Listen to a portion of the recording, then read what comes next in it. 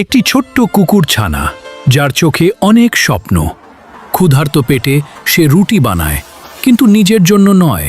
সেই রুটি সে হাসি মুখে তুলে দেয় অসহায় বৃদ্ধাদের হাতে। অথচ ভাগ্যের পরিহাস দেখুন, অন্যের ক্ষুধা মেটালেও নিজের পেটে খাবার নেই। উল্টো নিষ্ঠুর দুনিয়ার হাতে তাকে মার খেতে হয়। একটু কাঠ চেয়েছিল সে, মাথা গোজার ঠাঁই চেয়েছিল, কিন্তু বিনিময়ে পেল শুধু অপমান আর অবজ্ঞা।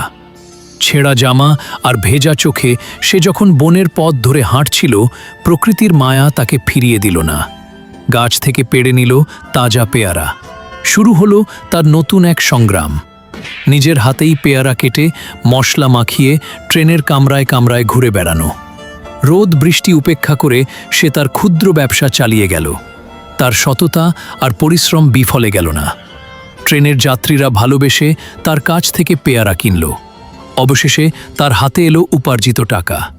সেই টাকা দিয়ে সে দামি রেস্তোরাঁ থেকে খাবার কিনল, কিন্তু এবারও সে একা খেল না। সেই খাবার নিয়ে ছুটে গেল সেই বৃদ্ধাদের কাছে যাদের সে আগে রুটি দিয়ে সাহায্য করেছে।